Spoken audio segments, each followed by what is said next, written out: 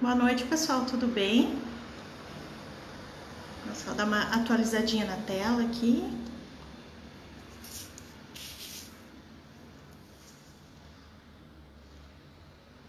Vocês conseguem me ouvir bem? Quem que já tá por aí?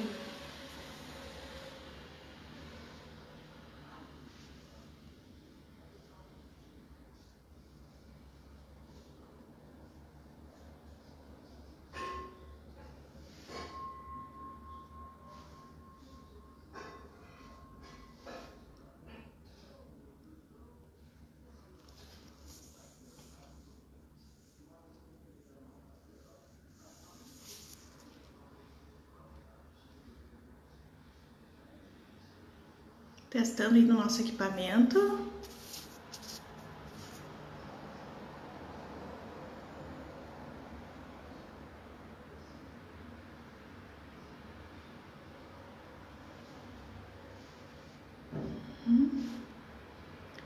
A gente vai começar daqui a pouquinho, tá? A gente vai aguardar uns minutinhos, ainda não são 19 horas. Enquanto isso, a gente vai configurando aqui, vai testando, né? A gente pede que vocês tentem colocar no volume máximo do equipamento aí de vocês. A gente fez uns testes hoje à tarde, tentou escolher o melhor equipamento e realmente a gravação do celular fica melhor, né? A gente espera que chegue bem aí em vocês, né? Claro que vai depender do sinal de internet de cada um, de cada uma. E sim, essa live ela vai ficar gravada depois, né? Só tem uma pequena observação que a gente não conseguiu tornar essa live totalmente inclusiva, com legenda, enfim. Esse ainda é um desafio, né? Na medida do possível, a gente se coloca à disposição para esclarecer algum comentário ou enviar material, né, se for o caso. Mas sim, uma ideia das nossas próximas lives, que elas tendem a acontecer de tempos em tempos e elas não vão acontecer só comigo, a gente vai tentar envolver outras pessoas do grupo, né?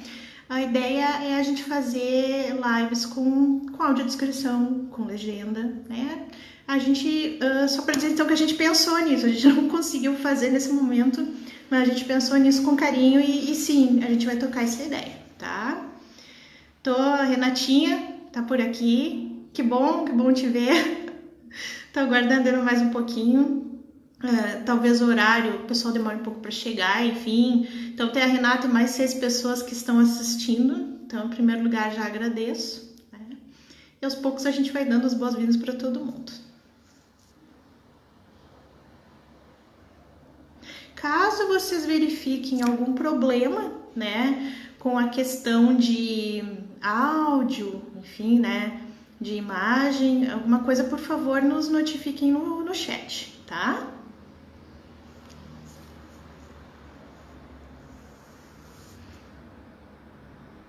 Mari, bem-vinda, minha amiga, colega de longa data, uma das especialistas em educação à distância do estado e do país, ligada ao setor público, uma pessoa com quem aprendi bastante, tenho aprendido bastante, que bom te ver por aqui também.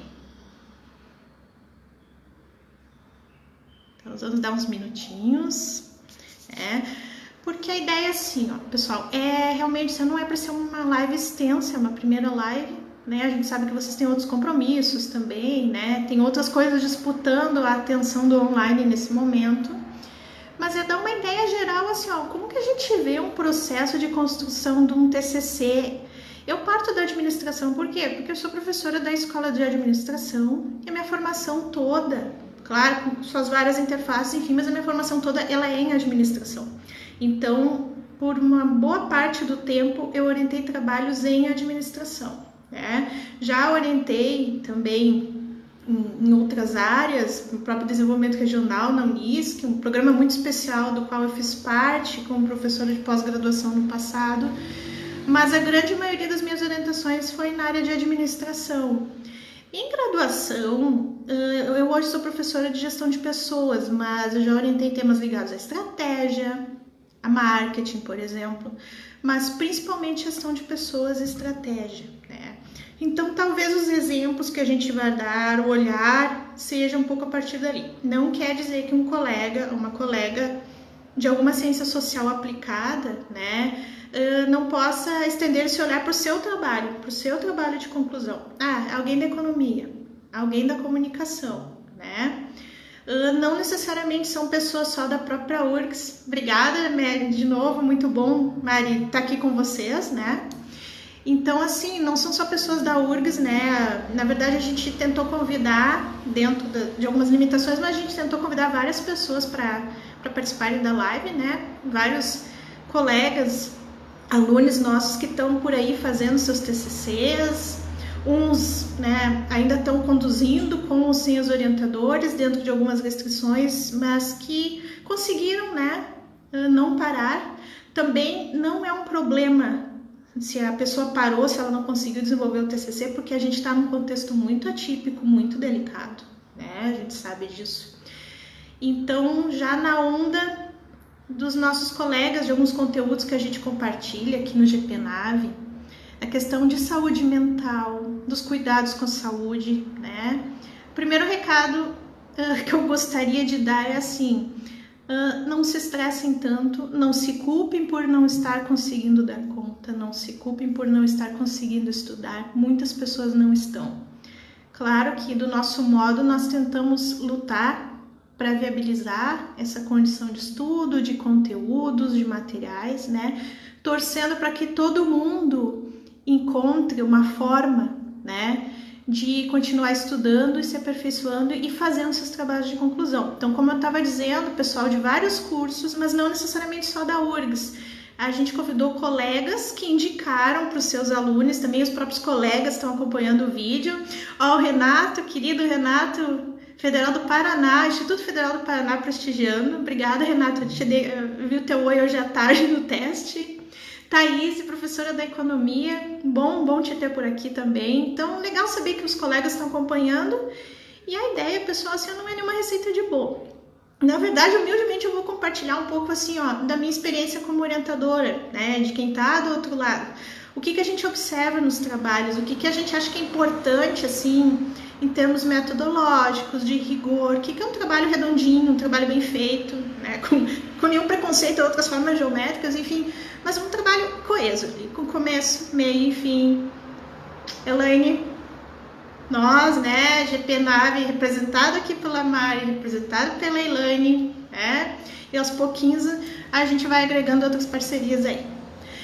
Então, pessoal, já são aqui 19 horas e 4 minutos, tá?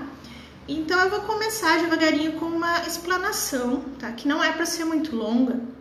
E a proposta é a seguinte: vocês podem ir mandando algum questionamento que vocês lembrem durante a explanação, mas a ideia é assim, eu vou explanar brevemente e depois eu começo a responder, tá? Porque pode ser assim que eu não lembro de falar tudo, é muita coisa, né? Eu montei um roteirozinho assim, ó, de algumas coisas que eu considero muito importantes, né? Mas a gente pode depois, né? Vocês vão mandando seus comentários ou questionamentos ou sugestões, enfim, e a gente vai comentando a respeito. Lembrando que essa live depois ela fica gravadinha, né? Disponibilizada no Face do GPNAV e depois ainda talvez não hoje, mas ao longo da semana eu vou postar nos comentários alguns links interessantes de bases de dados, links de páginas que a gente segue. A própria página do GPNAV, ela segue páginas de pesquisadores e de pessoas que produzem material sobre metodologia científica, por exemplo, sobre trabalho de conclusão de curso. Então, definindo assim, ó, tem páginas que eu sigo que, por exemplo, elas dizem o que tem que ter uma boa conclusão, o que deve constar do capítulo de metodologia. Então, a gente tem páginas que elas produzem material para isso, né? Legal ali, Renato e Elaine se dando oi, né? Andréia, querida, foi minha aluna semestre passado, uma parceira, um contato no meio corporativo, minha parceira lá no LinkedIn, inclusive. Vamos lá, tá? Então, se sintam todos saudados, saudadas. Se eventualmente eu não comentar algum nome, é pela dinâmica do vídeo, não é por nenhum outro motivo, tá? Bom, pessoal, uma coisa óbvia que eu vou dizer assim, ó, um bom projeto é o que vai gerar um bom TCC. Por quê? Porque via de regra, não, pode ser que não seja uma regra em todas as instituições, né? Algumas instituições adotam o formato de artigo. A lógica, vocês vão ver que ela é parecida do que eu vou explanar aqui, mas o formato é diferente. Então, para simplificar, eu vou focar no formato TCC, que é um texto, um arquivão, né? Um texto mais longo, uma monografia, né? E vou focar nela com uma certa estrutura que ela é usual nas nossas orientações, na universidade, e que talvez varie um pouquinho de uma instituição para outra. Então, é importante a gente ter esse cuidado no olhar, tá? Mas, o que eu estava falando? Então, nessa questão de estrutura, normalmente se tem uma disciplina ou uma carga horária lá X de projeto de TCC e depois TCC, né? É o usual, não é regra, mas é usual. Pois bem, eu costumo dizer para os meus orientantes que projeto de TCC às vezes dá mais trabalho que o TCC. Por quê? Claro que eles têm uma cadeira de projeto, é interessante porque tem o trabalho do orientador ou orientadora e do professor ou professora da cadeira de projeto, que tem várias entregas ali, que é justamente para o pessoal ter um cronograma para não se perder, tá? Esse é um ponto, né? Então, às vezes acaba dando mais trabalho, porque no projeto já é requerido que se desenvolva introdução, referencial teórico, e já a metodologia e até já os instrumentos de pesquisa do que vai ser aplicado. E no TCC, que é o segundo semestre, só, entre aspas, o desenvolvimento do TCC, que não é pouca coisa, né? Mas é a questão assim, ó, da pesquisa sendo aplicada, a pessoa indo a campo, coletando dados, analisando dados e analisando. E fechando as conclusões e informando ali os anexos, os apêndices, as referências, tá? Normalmente é assim. Tá? Mas eu vou olhar para o trabalho como um todo. Então, claro que provavelmente na etapa de projeto tem que haver uma dedicação maior, porque para a construção do referencial tem que se ter uma densidade, para a construção do método também. Mas claro que no TCC, o aluno ou a aluna, ele também vai acabar voltando nas escolhas que ele fez e muitas vezes tendo que rever um objetivo, tendo que rever uma metodologia. Mas então vamos por partes. Eu vou olhar o trabalho como ele sendo do começo ao fim. Tá? O que eu anotei aqui? Então, eu vou falar um pouquinho de cada partezinha da estrutura do TCC e depois eu falo um pouco mais a fundo, tá? Dani, bem-vindo. Obrigada. Vamos lá. Introdução. O que tem principalmente na introdução? Objetivos e justificativa estão ali dentro. Agora eu tô só citando, tá? Então, introdução, objetivos e justificativa tem que estar presentes. O referencial teórico, que alguns chamam de, eu já vi como revisão da literatura, estado da arte, aí é uma posição minha, tá, pessoal, Cristine, né?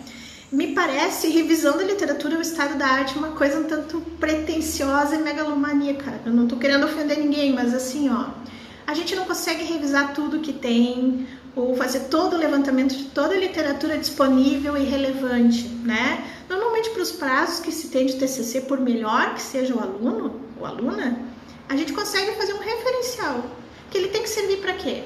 Sustentação teórica daquilo que vai ser aplicado na prática, tá? Então, essa é a segunda parte da estrutura. Lembrando que eu estou só citando, estou até fazendo um checklist aqui. Terceira é a minha metodologia, tá? O método. Tem que ter algumas informações, ou como texto corrido, ou como tópicos. Tipo de pesquisa, né?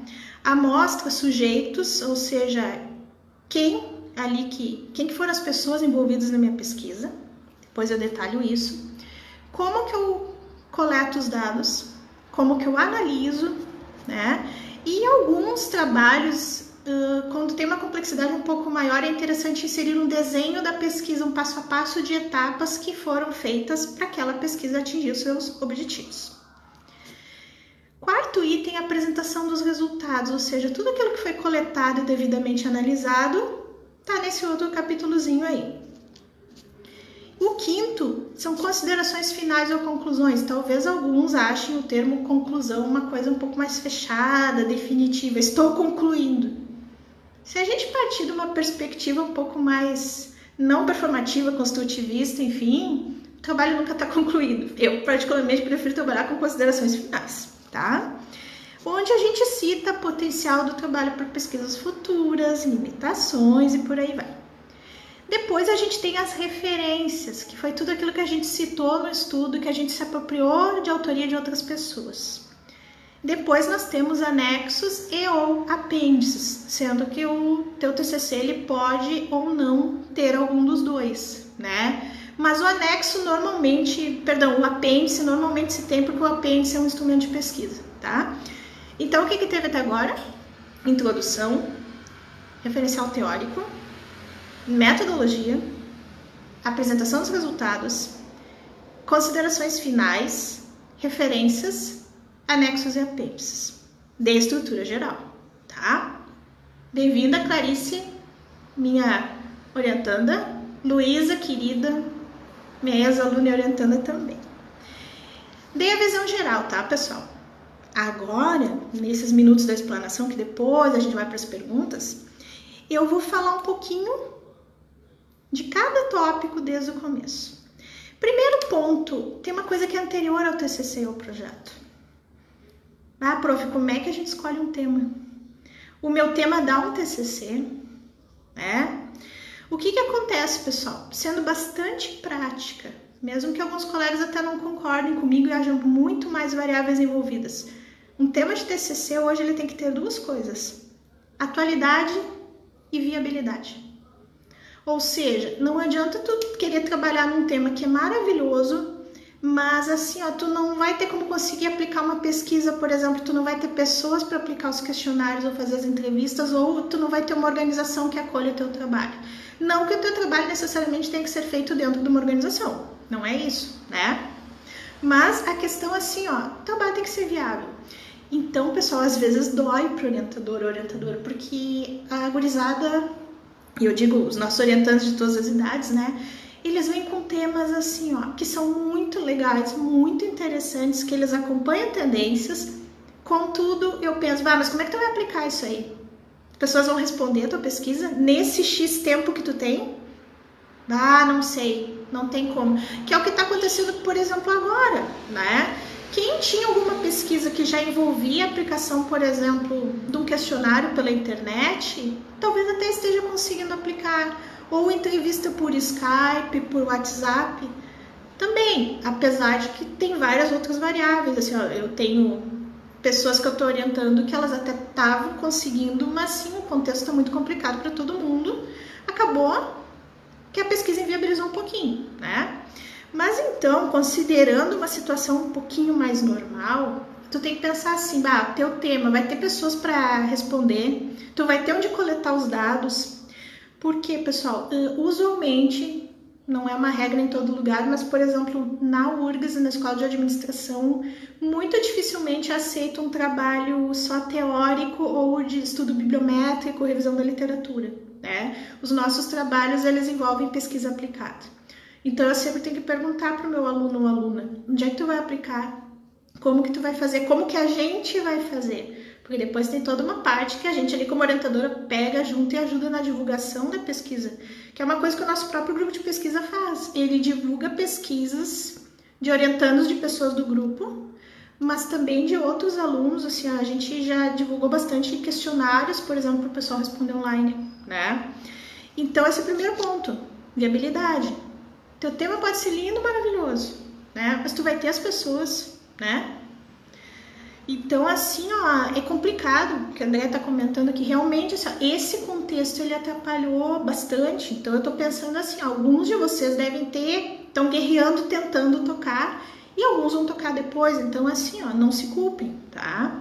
E sim, já é difícil em condições normais, porque as pessoas, às vezes, dependendo de como tu coloca a pesquisa acadêmica, as pessoas têm uma resistência a responder. Mas é pesquisa da universidade. Eu mesma já fiz contato, às vezes, com gestores, com empreendedores, enfim, me apresentando como professora da URGS, fazendo a pesquisa tal, enfim, ou pedindo, né, tu poderia dar uma fala na minha aula, abrir a tua organização para o meu aluno fazer uma pesquisa, por exemplo, sobre recrutamento virtual. Aí o pessoal disse, não posso, é sigiloso, eu não tenho como te dar os dados, eu não tenho uma pessoa aqui para conversar contigo. Então, pessoal, a gente bate na trave, tá? E a gente bate na trave, infelizmente, por uma série de questões, né? mas não só nas empresas, mas em outras organizações de outros setores e outras formas de aplicar pesquisa. Então, quando está começando a nascer o tema lá do TCC, tem que ter uma conversa, né, entre alunos, orientadores, para definir assim, o que tu está fazendo é viável, porque uma questão é a questão da aplicação. A outra questão é que é assim, às vezes o tema é muito legal, mas a criatura na maior inocência, ela quer abraçar o mundo dentro do TCC. E às vezes o professor tem que dizer, calma, não é falta de capacidade nem nada, mas para 6 meses, ou na prática 4 meses, por exemplo, né, de projeto, mais 4 de TCC, enfim, para um ano letivo normal, tu tem pouco tempo para desenvolver esse tema. Por que tu não faz só o diagnóstico, por exemplo? Em vez de fazer o diagnóstico, eu quero apontar diretrizes para a empresa. Estou dando um exemplo, né? Diretrizes para a gestão de pessoas da organização Y. Mas o que acontece? Tu não tem, às vezes, aquela abertura para implementar isso lá. Tu não tem, assim, um espaço para propor aquilo. Daqui a pouco vai acabar ficando mais lá dentro das tuas sugestões do final do trabalho. Então, o primeiro ponto sempre é viabilidade. Só essa discussão ela daria enorme, a gente pode deixar então para um outro momento, tá? Talvez, se for necessário, a gente pode entrar nesse assunto em outras lives, inclusive. Mas o primeiro ponto é se a pesquisa vai ser viável ou não. Tem o tema dos teus sonhos, tem às vezes o tema do sonho do orientador, dói, e às vezes tu tem que cortar e dizer, olha, para o TCC, para o escopo de TCC, o que é possível aplicar, nós vamos fazer isso aqui. A gente vai fazer só diagnóstico, não vai propor soluções, ele não vai implementar, não vai testar nada. E isso é um problema? Não. É uma limitação do tipo de trabalho, né? E a outra questão é a questão da atualidade. Aí a gente entraria numa discussão interminável, né? Mas assim, o que é um tema atual, né? Porque em administração acontece muito uma coisa assim, do pessoal querer fazer um tema na empresa onde trabalha, onde estagia. Aí o pessoal pergunta, prof, mas pode? Pode. E pode ser interessante para a empresa, uma forma do próprio estudo científico, ele dá uma contribuição para a sociedade, para aquela organização. Mas tem que ver se a empresa quer também, se a empresa está demandando alguma coisa. Esse é um aspecto. Mas também a gente não pode entrar numa camisa de força, de se moldar, de escolher um tema só porque a empresa quer. Você está trabalhando nessa empresa agora. Daqui a 4, 5 anos talvez não esteja mais lá e talvez você goste de alguma outra coisa que tem pouca gente pesquisando ainda. Que esse é um terceiro ponto. Prof, mas assim, se é um tema que quase ninguém está pesquisando no país, aí não é viável. Bom, aí vai dar coragem tudo, orientador, de saberem justificar no referencial e realmente revirar as bases de dados para mostrar que não tem nada. É impossível? Não, só que tem mais trabalho. Então, atualidade e viabilidade, aí que a gente escolhe um tema, né? Exemplos de temas a gente teria vários, mas assim, eu posso pegar um gancho do momento e transformar num tema do TCC? Posso.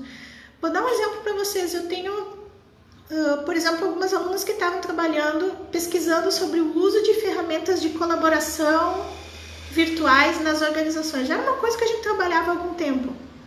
E agora com a pandemia, esse uso ele praticamente aconteceu na marra. Se as organizações usavam de uma forma mais tímida, essas que onde elas iam pesquisar, agora a gente tem certeza que essas organizações estão usando, né? Só que também tem a questão assim, é um contexto que para pesquisar, para conversar com as pessoas, fulaninho, o que tu tá achando do trabalho remoto, a empresa tá te dando suporte, enfim, fica um pouco restrito também.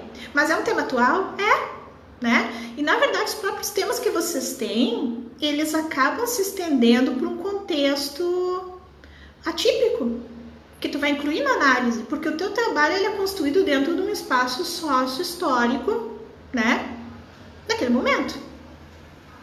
Um abraço de onde Fer, minha amiga querida, Carlos, meu amigo, obrigada. Então, atualidade, viabilidade, e às vezes não se define, não é assim, tu chega lá na sala do orientador, ele já te dá o formulário com o título pronto. Não. Às vezes, os meus orientandos sabem, às vezes é um pouco mais rápido, mas tem uma conversa antes. O que tu acha de fazer não sei o que lá? Ou a pessoa vem com o tema e diz, isso é legal, mas talvez não dê tempo. Ou isso é legal e a gente adapta. Então, é uma negociação, né? Porque a boa orientação, assim, o aluno ele não tem que ser forçado a trabalhar numa coisa que ele não gosta, né? Mas tem que haver um diálogo ali entre o orientador e o aluno para escolher um tema que seja legal, que seja relevante e que a pessoa esteja a fim de pesquisar naquilo. E que o orientador ou a orientadora possa ser um bom orientador para aquele trabalho, tá? Então, cuidar assim para não abraçar o mundo, por melhor que seja a intenção, e ver a viabilidade, ver se o tema é atual, tá? Bom, como eu disse, a gente pode voltar nessas questões em outros momentos se tiver essa demanda. Vai ser um prazer. Vamos para as nossas queridas etapas do trabalho e o que os nossos queridos alunos e alunas têm que olhar dentro do seu TCC, tá? E que são coisas que também os próprios professores, orientadores e avaliadores, eles cuidam dessas questões também. Alexandra, minha amigona, né? Vamos lá. Introdução. O que cai dentro da introdução, então? Como é que eu faço uma introdução? Eu vou tentar ser bem breve para depois deixar tempo para vocês perguntarem, porque isso aqui vai longe, tá? É um tema mais macro, por exemplo, assim. Tá, eu falei de um aluno que ele fez uma pesquisa com várias organizações do Rio Grande do Sul, com vários empregados, sobre a adoção do e-learning, ou seja, do ensino à distância, da educação à distância corporativa, né? Ele fez, esse meu aluno, até eu vou usar o exemplo dele, que acho que não está por aí, o Gui Kautzmann, que hoje já está formado, já está colocado no mercado. A pesquisa de TCC dele foi sobre pessoas, funcionários de várias organizações do Estado que faziam cursos por educação à distância, cursos corporativos. Aí ele aplicou um questionário com 30 questões para 300 respondentes. A gente conseguiu 300 respondentes. Então a gente tem um tema assim, ó, identificar como vinha acontecendo, né, em questão de suporte organizacional, de preparo das pessoas, de envolvimento, enfim, para a questão da educação à distância corporativa. Pois bem, estou usando o trabalho dele para não ficar tão abstrato, tá? Mas o que seria uma introdução macro, por exemplo, desse tema?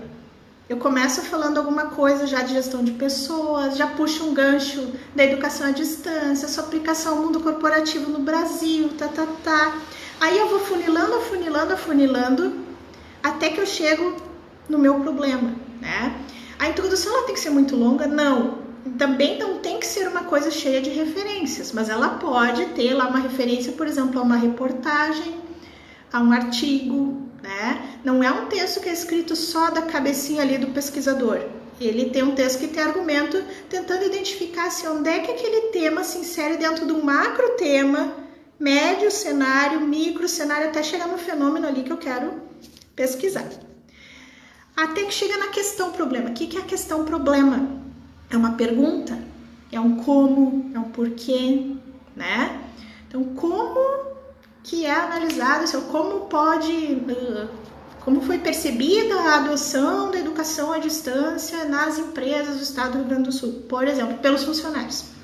É uma pergunta. Essa pergunta, pessoal, é interessante que ela seja objetiva. Às vezes a gente tem várias perguntas por trás daquela que a gente trabalha na problematização, mas a nossa grande questão, ela tem que ser uma só. O que a gente adota como regra? Questão é uma pergunta única que aponta para um objetivo geral, né? Que é igual à questão problema, só que é uma afirmação. Então, por exemplo, assim, ó, se a minha questão problema é, tá? Não tô lembrando exatamente da questão dele, mas eu tô chutando aqui, né? Como pode ser analisada a educação à distância, corporativa, enfim, na percepção dos trabalhadores do Estado do Rio Grande do Sul? Ponto. Aí o meu objetivo geral vai ser analisar a educação à distância corporativa na percepção dos trabalhadores do Estado do Rio Grande do Sul. Simples assim. Só que eu não preciso ter só um objetivo geral, posso ter objetivos específicos que são sub-objetivos ali. São coisas que eu quero identificar ali dentro, que eu quero caracterizar, que eu quero analisar. Ou seja, para eu ter um entendimento de como a educação à distância é vista, eu vou tentar identificar elementos de suporte organizacional à educação à distância corporativa. Identificar, ele fez só com os funcionários, mas podia ter feito com os gestores também, né? Identificar junto aos funcionários as condições prévias, por exemplo, assim, de familiaridade ou de preparo para a educação à distância. Costumo trabalhar, pessoal, com 3 a 5 objetivos específicos, não muitos, porque daqui a pouco, assim, tu tem um trabalho com 7 objetivos específicos, tu tá fragmentando demais a tua preocupação ali, além de que depois, no final, tu tem que ver se todos eles foram atingidos. Uma coisa que acontece que não é um pecado, tá, pessoal? Vocês têm lá os resultados da análise, vocês vão se dar conta que algum objetivo que vocês traçaram lá no começo, ele não foi atingido. Então, ele tem que ser revisto. Ele tem que ser reescrito, né? Tu não vai deixar um objetivo antigo lá com um resultado novo, tá? Então, a ideia é não trabalhar com muitos objetivos específicos. Eles têm que ser claros e atingíveis. Tu tem que olhar para aqueles objetivos e pensar.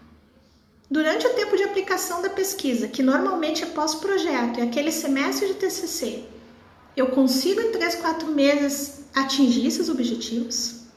Então tem que ter uma dimensionalidade, tem que ter esse cuidado para saber se o teu trabalho é viável, né?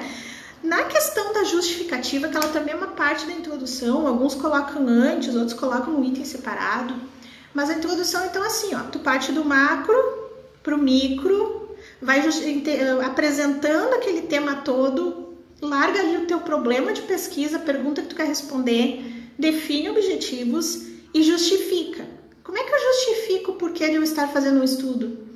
Principalmente sobre 2 aspectos, teórico e prático. Justificativa teórica, essa dá um pouquinho de trabalho para fazer bem feito, tá, pessoal? Tem que ir para a base de dados, de preferência da tua área, por exemplo, a administração. Tem a base SPEL, a Cielo, eu vou para os anais do ENAMPAD, que é evento de referência na área, anais do CEMEAD, né, os eventos principais, enfim, só para dar alguns exemplos. Eu poderia ir para o banco de teses e dissertações da CAPES, enfim. Posso colocar esses links depois para vocês durante a semana ali nos comentários. Eu justifico assim, ó, eu olho para a literatura e vejo assim, ó, por que é legal eu estudar esse tema? Aí vocês vão dizer, Pro, mas para o TCC eu tenho que estudar uma coisa totalmente nova que ninguém fez? Não, até porque isso é extremamente complicado, isso normalmente é requerido de uma tese de doutorado, tu estudar um tema que ninguém no Brasil estudou, né, ou que poucas pessoas desenvolvem e que tem o que a gente chama de gap na literatura, tem uma lacuna que tu quer preencher. O TCC, claro que se tu conseguir fazer isso é muito desafiador, né? Mas a ideia é assim, ó, o que já tem mais ou menos publicado sobre aquele assunto e que contribui para a discussão que tu vai trazer. Então, tu já meio que justifica. Uma coisa que acontecia muito em administração era o pessoal vinha com temas assim, ó, motivação, liderança, pesquisa de clima. Com todo respeito, pessoal, assim, ó, são preocupações das organizações? São. Só que elas são preocupações bastante operacionais e que talvez tu não precise de um TCC para mostrar isso. O que eu estou tentando dizer? Tu pode, como aluno, ser um consultor ali dentro e aplicar uma pesquisa de clima, tu não precisa fazer um TCC sobre isso. A ideia do TCC é extrapolar um pouquinho o nível de análise. Ou seja, propõe uma coisa que é pouco pesquisada, né, que vai ser um pouquinho mais desafiadora. Tu vai trabalhar motivação, aí tem 20 trabalhos lá sobre motivação no TCC. Isso em si não é um problema, mas talvez tu pode usar um instrumento diferente e validar, um instrumento já presente na literatura. Tu pode aplicar a pesquisa de uma forma diferente, então são várias possibilidades. Isso tudo é justificativa teórica, então por que é interessante estudar esse tema e por que estudar esse tema do jeito que eu estou propondo é legal. Justificativa teórica justificativa prática. Esse tema é importante para a organização. Por que eu estou escolhendo essa organização? Aí é aquela coisa assim, ó, ser honesto, mas ser um pouco mais acadêmico. Eu estou fazendo esse trabalho na organização X porque sou uma colaboradora da organização. É legítimo, pessoal, mas não é suficiente. Na época tu poderia fazer esse trabalho em qualquer outro lugar e hoje, com as possibilidades que a gente tem, vocês não precisam fazer exatamente um trabalho dentro de uma empresa ou de uma organização X ou no setor tal, né? Tem outras possibilidades de escolha. Então, dizer assim, porque foi identificado, de repente assim, sou colaboradora da instituição e identifiquei nos processos de trabalho uma lacuna, então tu dá um pouco mais de relevância, né? Às vezes não é um tema importante para uma organização, é um tema importante para um coletivo, por exemplo, né? Eu tenho 2 alunas nesse momento, não sei se elas estão online, né? A Camila e a Luísa. Uma está trabalhando sobre a inserção de pessoas trans no mercado de TI e a outra sobre a inserção de mulheres negras no mercado de TI. Então, quem coda é trans e quem coda é preta. A gente criou até hashtag para os TCCs, né? Então, assim, ó, isso é importante para um coletivo, para uma questão de diversidade, porque daí, o que elas vão fazer lá na justificativa teórica? Elas vão jogar um pouquinho e dizer, tem tantos estudos sobre o tema ou não tem, e daí estudo, a gente fala tanto de estudo publicado academicamente, quanto algumas iniciativas que empresas estão fazendo.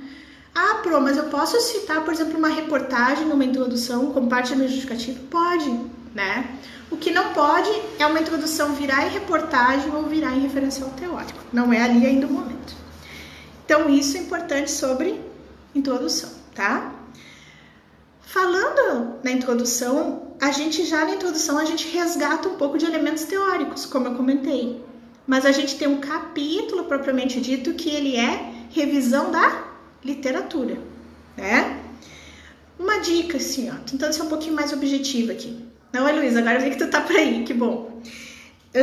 Evitem muitas citações literais. O que é citação literal, pessoal? Aquela citação ipsis literis que tu transcreve exatamente o que a pessoa falou, com o mesmo ponto, mesma vírgula, mesmos termos, tu copia e cola, tá? A citação literal, assim, ela exige número de página, um recuo com tamanho de fonte diferente, tamanho 10, enfim.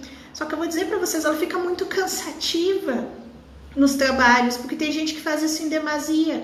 Aí tu vai ver o teu capítulo de referencial teórico, ele tá recheado de citações literais, fica tudo aquilo com recuo 10 ou com aspa, enfim, né? Trabalhem com o tipo de citação indireta. O que é citação indireta? Só que, muito cuidado, tá? Abrindo um parênteses aqui, toda citação tem que ser referenciada dentro do formato ou ABNT ou APA. Aí tem que ver as normas conforme a instituição ou conforme a orientação que a tua instituição dá para o TCC, né? Nós acabamos usando tanto a ABNT quanto o APA na escola de administração, só que assim, tu tem que escolher uma e ir até o fim, que tem um formato, autor, vírgula, ano, que tu cita lá direitinho, enfim, né? Então, tentem não usar muita citação literal, mas se fizerem, tem que citar direitinho o autor, ano e página. Se for uma citação indireta, tu cita autor e ano somente. Mas o indireto é legal porque tu reescreve aquilo que foi dito, só que de uma outra forma, sem mudar o sentido. E isso também não é tão simples de fazer. Isso tem que ser bem feito para não configurar plágio. A questão do plágio é muito séria, pessoal, porque mesmo sem querer um aluno pode acabar fazendo plágio. No momento que ele cita lá, às vezes o pessoal quando está construindo o projeto, por exemplo, da onde que tu tirou esse trecho aqui? Eu pergunto. Prof, não sei, eu li tanta coisa e fui jogando aqui. Só que depois tu tem que adivinhar de qual autor ou autora a pessoa tirou, né? Não façam isso com vocês, porque depois vocês não vão conseguir descobrir e aqueles trechos vão ficar ali no meio como tendo sido falados por alguém que não apareceu. E isso configura plágio, né? Então, mesmo que não seja a intenção de vocês, muito cuidado, tá? Então, sempre quando for citar um autor, tá fazendo o teu referencial, o referencial, pessoal, ele começa de um jeito meio estranho. Ele vai começar para a grande maioria das pessoas como uma colcha de retalhos, como um arquivão do Word onde tu vai colando tudo que aparece. Antes de concatenar o raciocínio, não tem problema. Só que nesse colar o que vai aparecendo, já coloca o sobrenome do autor e o ano junto e já abre um outro arquivo chamado referências e já joga a referência da criatura lá, mesmo que não esteja no formato ABNT ou APA. Mas tu tem que lembrar que foi do Santos 2009 que tu tirou aquele trecho. Aí tu vai chamar Santos 2009 no texto e lá no final tu bota a referência direitinho com o nome do livro, tudo, mesmo que esteja desformatado. Depois tu arruma. O que não pode é citar, quando tu citar na hora tu já tem que dizer de quem que veio, tá? Aí o pessoal pergunta, prof, mas eu não posso me posicionar no trabalho? Calma. Essa dá uma discussão muito longa, mas assim, o referencial não é o momento de tu te posicionar ainda. O referencial é uma revisão da literatura. Tu vai dar voz aos autores e autoras. Então, é assim como eu comentei, tá? Então, tu vai começar como uma colcha de retalhos. Depois, tu vai criando um argumento ali de temas que são encadeados. Então, vou voltar ao exemplo do Gui, tá? Era e-learning nas empresas gaúchas, na visão dos trabalhadores, ok? Como que foi mais ou menos a estrutura do referencial dele? Tu começa falando em gestão de pessoas, começa falando em T&D, treinamento e desenvolvimento, aí tu começa a falar em treinamento e desenvolvimento digital, né? E aí tu começa a entrar nas questões de learning, enfim, de avaliação, de aplicabilidade. Então sai sempre do macro para o micro, né? Gestão de pessoas, daí pega o subsistema ali que é recrutamento e seleção e depois transpõe para o digital e, né? Vários temas são construídos assim. Começa numa base mais, da mesma forma que foi a introdução, começa numa base mais geral daquele assunto e depois vai afunilando até chegar mais perto do teu problema.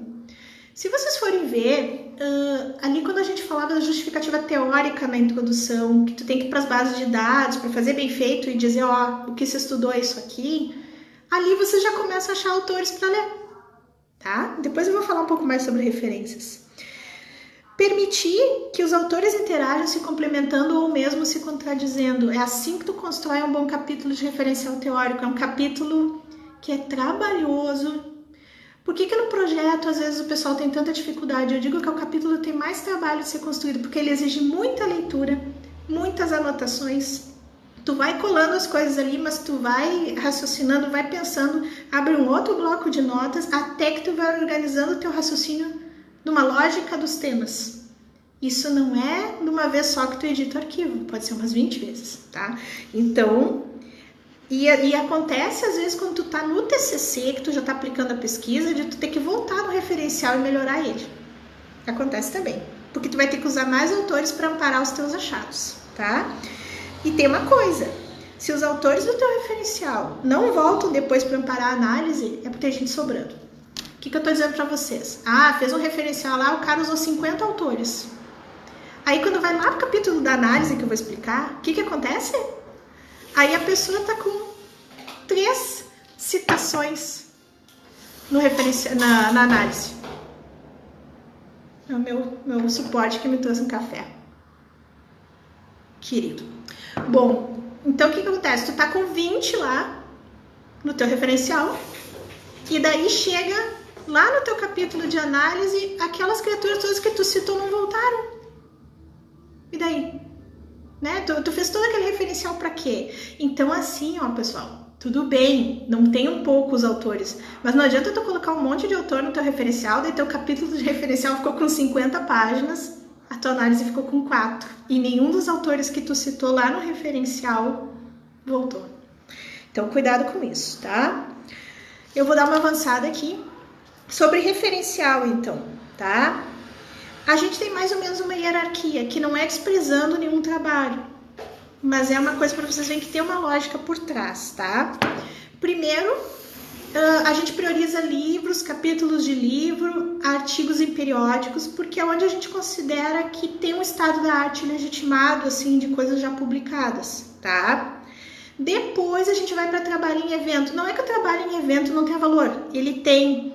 Mas normalmente qual é o caminho? O trabalho em evento vai virar um artigo em periódico depois, né? O trabalho em evento ele tende a ser entendido como um trabalho em construção e que pode sofrer melhorias. Ah, prof, eu posso citar um trabalho do Enampad, por exemplo? Pode. Provavelmente se tu não achou daquele autor lá, daquela autora, um trabalho dele numa revista depois, dizendo a mesma coisa, mas de uma forma mais elaborada. Ah, mas ninguém está pesquisando sobre isso e aquele trabalho do Enampad ou do Enangrade ele tem, não tem problema. Aí tem outras coisas, tem teses, tem dissertações também que são interessantes de ser utilizadas, né? Então não é que tem bem uma ordem, mas assim, ó, livro, capítulo de livro, artigo em periódico eu colocaria meio junto, né? Aí tem a questão de teses, dissertações, que também é uma publicação já que foi validada por pares, foi legitimada, porque o trabalho passou por bancas, né? Teses, dissertações. Por que eu tô falando tese e dissertação? Porque são acima do trabalho de conclusão. Aí tem os trabalhos em eventos. O que sobra depois? Não é que sobra, mas tem N possibilidades. Eu posso usar um documento que eu recebi de forma privada? Posso. Nas normas, por exemplo, da BNT e da APA, tem como prever isso. Eu posso usar um conteúdo de um blog, eu posso usar um texto que foi publicado no LinkedIn, eu posso, por exemplo, né, usar uma reportagem, posso. Isso não é propriamente referencial teórico, mas isso eu só uso, pessoal, em último caso, Quando é uma área assim, tu não tem coisas publicadas. O que provavelmente vai acontecer agora nesse contexto da pandemia, tá? Vocês não vão ver para ontem, pelo menos na área de administração é assim. Vocês não vão achar lá na RAC, por exemplo, uma revista A1, A2 da área, uma revista bem classificada. Vocês não vão achar um trabalho já prevendo os impactos da pandemia no trabalho remoto. Por quê? Porque as pessoas estão escrevendo sobre isso agora. Isso vai passar por um processo editorial que, mesmo que as revistas façam chamadas um pouco mais ágeis, isso vai levar pelo menos uns 3, 4 meses, sendo bem otimista. Então, quem está fazendo TCC agora não vai achar muita coisa consolidada academicamente sobre a pandemia. Esse é um fato. Então, vocês vão ter que construir conhecimento com aquilo que já está, digamos, validado pelos pares, publicado. Mas se tu está trabalhando com um tema de fronteira, um tema que é muito novo, não adianta. Tu vai usar texto de LinkedIn, tu vai usar texto de blog, mas sim, tem toda uma forma de referenciar isso aí. TCC, normalmente, a gente orienta que vocês não citem TCCs. Prof, mas eu estou desvalorizando o trabalho do meu colega. Não, é que normalmente, assim, o TCC é um trabalho que a gente considera como de começo de carreira científica de vocês. E mesmo que alguns não vão para a área científica, é um trabalho inicial. Então, tu não vê, por exemplo, um TCC citando outro TCC, ele vai citar algum trabalho que está mais acima, tá? São algumas dicas. Evitar a PUD. O que é o APUD? Citado por fulano de tal, citado por Beltrano. Só façam isso se realmente, assim, é uma obra que vocês não acham em lugar nenhum, ou é um periódico, alguma coisa que é caríssima, tá numa língua intraduzível, porque hoje em dia, com a internet, é muito difícil a gente ter um motivo para usar a PUD. Então, evitem, tá? Vamos lá, que eu vou tentar ser um pouco mais objetiva e, como eu disse, pode deixar coisas para uma outra live também, porque eu quero ouvir de vocês, tá? Metodologia. A metodologia é uma história de como a pesquisa foi feita. Quem participou, como, quando. Então, o que eu falei dos itens antes para vocês? Tipo de pesquisa. Ela é exploratória, ela é descritiva, ela é estudo de caso. Cuidem, pessoal, porque o fato de tu fazer uma pesquisa numa empresa não quer dizer que seja estudo de caso, tá? Pesquisa sobre trabalho remoto na escola de administração da URGS. Estudo de caso. Se tu tá fazendo só entrevista com as pessoas envolvidas, não é estudo de caso. Estudo de caso ele vai requerer triangulação de fontes de dados, por exemplo, ou de métodos de análise, né? Tu vai ter que ter, por exemplo, documentação, entrevista, observação, porque daí tu tem uma robustez. Então, assim, nem tudo é estudo de caso. A pesquisa é qualitativa, é quantitativa ou é quali-quantitativa? Depende da abordagem. Tu aplicou questionários, por exemplo, que tu fez perguntas fechadas lá e tu vai tabular e tu vai fazer uma análise estatística dos dados, é quantitativo. O teu questionário tem questões abertas e questões fechadas, é quali-quantitativo, que tu vai fazer, por exemplo, análise de conteúdo para as questões abertas e análise estatística para as questões fechadas. Eu vou fazer só entrevista, vou fazer análise de conteúdo, ou vou fazer análise do discurso.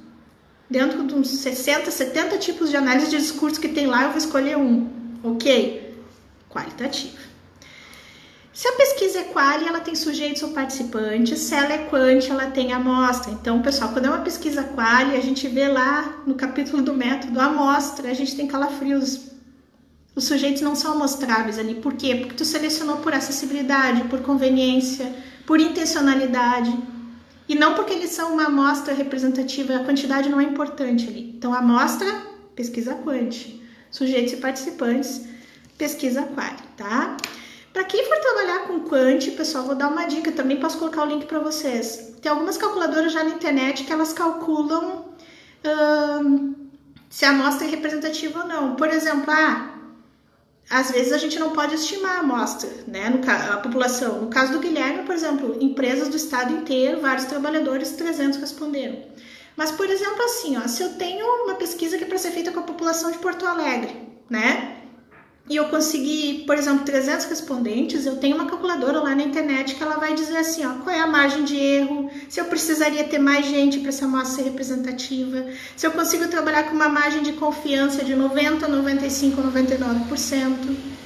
Então, como não dá para estender isso agora, pensem assim, o usual para nós tem sido pelo menos 95% de taxa de confiança e até 4% de margem de erro. Não passem de 4% da margem de erro. Clarice perguntando, tudo isso vai ficar gravado, tá, pessoal? Bom, Outra coisa, se vocês forem fazer uma pesquisa quantitativa, prof, lá na minha empresa, por exemplo, não dá para entrevistar as pessoas, eles não vão responder, é muito complicado, vou fazer um questionário, não tem outro jeito. E vou fazer com questões fechadas. Aí a tua empresa tem 20 pessoas que vão responder. O ideal, sempre quando é pouco, assim, vai para uma quali e aborda em profundidade. Mas se tem uma situação assim, as pessoas não vão responder a entrevista, tá? Não vão participar de outras formas. E tu tem que aplicar um questionário, por exemplo, lá no Google Forms, tá? Que apesar do nome ser Google Forms, a gente usa para questionário. Só 20 responderam. Quando tu vai tabular isso aí, já que tu justifica lá no trabalho por A mais B que tu não teve como ter mais gente, aí tu vai dizer lá, 10% responderam muito bom. Não façam isso, pessoal. 10% de 20 ali vai dar 2, é só dizer 2 respondentes responderam. Quando tu tem muito pouca gente, não vale a pena tu trabalhar com percentual, tu trabalha com número absoluto. Aí tu tem uma gama assim, quando a gente fala de instrumentos de coleta, né? A gente tem entrevista, a gente tem grupo focal, a gente tem questionário, que é diferente de formulário. Formulário é aquele que agora já não vai ter por um bom tempo. O pessoal nos atacava assim na rua, nos interceptava, perguntava coisas e saía anotando. Isto se chama formulário. O que a gente manda, por exemplo, no Google Forms, apesar do nome ser Forms, ou no SurveyMonkey, para as pessoas responderem num link à distância, é questionário. E isso está sendo bastante usado, principalmente agora. Documentos também são fontes de dados, apesar de, nas nossas pesquisas, a gente acabar não usando só documentos, porque muitas vezes eles são fontes secundárias, tá? Mas eles podem ser utilizados em algumas situações. Foi aquilo que eu comentei, por exemplo, estudo de caso, tu pode te apoiar em documentos institucionais, fazer observação ou observação participante e aplicar entrevistas, tá? Então aqui, bastante cuidado, assim, mas no fundo é contar uma história de como que a pesquisa foi feita. A apresentação dos resultados. Cruzar de forma organizada e lógica os dados em si e comentar à luz do referencial teórico. Então não adianta aquele referencial todo se depois ele não volta para cá. Tu analisa os achados das tuas questões ou do que foi perguntado e comenta usando conforme autor tal, isso se confirma ou não confirma, enfim, não sei o quê. Outra coisa, pessoal, pesquisa qualitativa ela não tem hipóteses, tá? A hipótese a ser testada ela é eminentemente quantitativa. Tá? Então a gente não fala em hipóteses aqui. Então, daí vão me perguntar, prof, mas eu posso me posicionar aqui na análise? Sim, só que essa linha tênue entre se posicionar e fazer um juízo de valor, o juízo de valor é a axiologia, é a opinião sem base. O risco é alto, então sempre tome muito cuidado aqui. Um bom capítulo de análise, ele confronta então resultados com o posicionamento do pesquisador, mas amparado pela literatura que ele escolheu para dar suporte, tá? E muitas vezes cabe fazer um fechamentozinho ou uma síntese no final, antes de ir para as considerações finais, tá? Como é que tu estrutura, né, um capítulo de resultados? Se tu tem, por exemplo, como esse caso do Guilherme, tinha 30 questões, não é simplesmente pegar as 30 questões e criar um tópico por cada uma, ficaria muito chato. A gente faz clusters ou a gente agrupa questões e faz um comentário geral sobre aquele conjunto de questões. Questões sobre suporte organizacional, tópico. Por exemplo, a apresentação, os resultados do capítulo 4, aquilo lá vai ser o 4.1.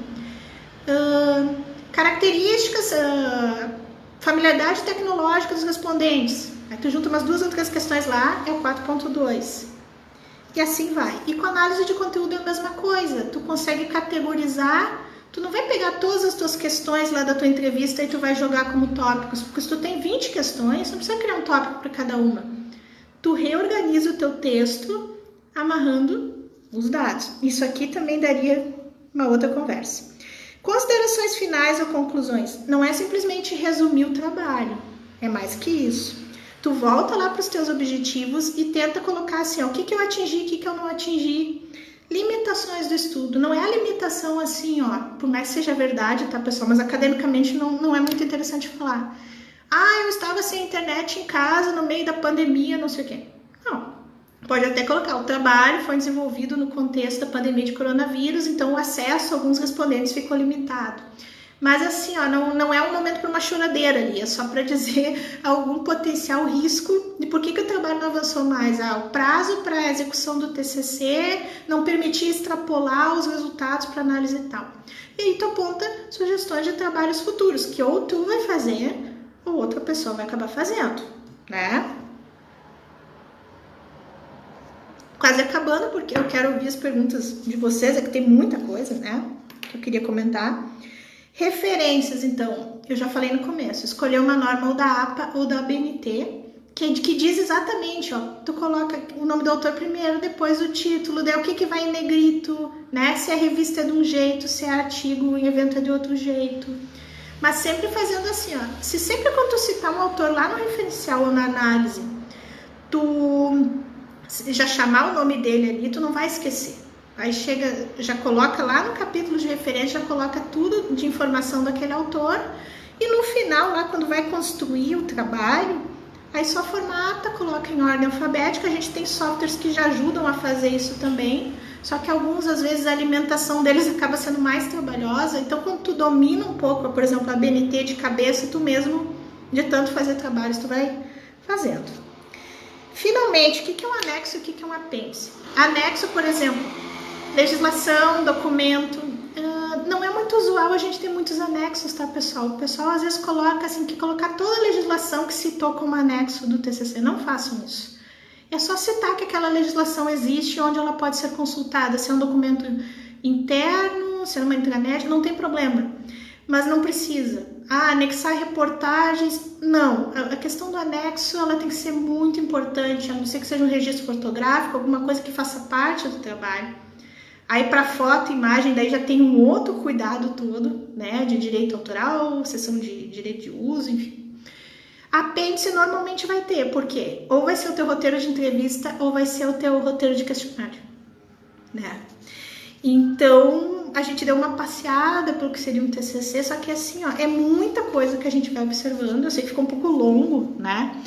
Mas, assim, eu tô com tempo ainda. Tenho pelo menos uma meia hora, sem problema nenhum.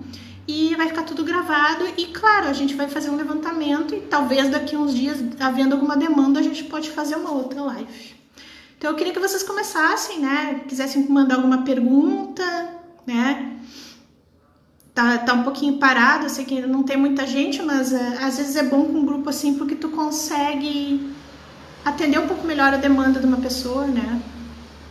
Se vocês acham que tem algum tópico que de repente eu poderia pegar esse tópico e falar um pouco mais, né? O que a gente olha, por exemplo, o pessoal tem muito medo de banca.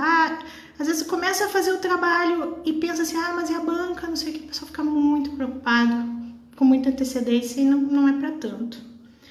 Thaís, tá, o estudo de caso, tá. Sim, Thaís, é legal essa questão, por quê? Porque, não sei, teve um dado tempo que eu tive uma impressão, e que não era por mal, tá?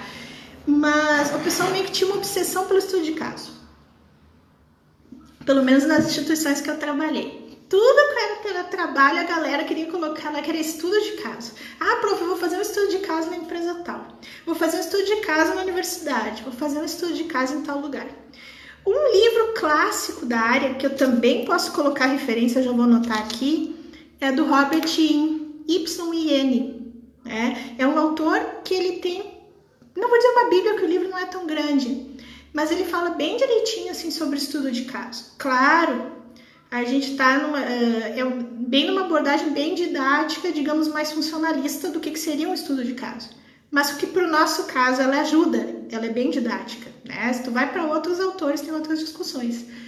Mas assim, a gente fala que o estudo de caso tem que ter robustez. Então, colegas, no caso docentes, quando algum aluno ou aluna de vocês chegar querendo fazer um estudo de caso, a conversa tem que ter a seguinte, tá?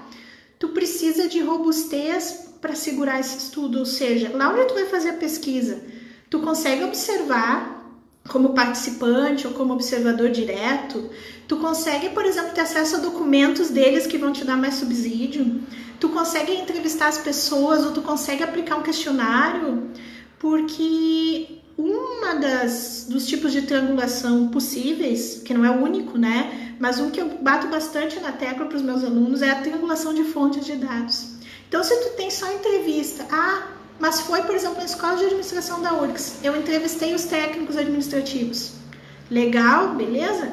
Mas não é um estudo de caso porque foi feito lá e com pessoas que trabalham lá. Na verdade, tu fez uma pesquisa exploratória com entrevistas.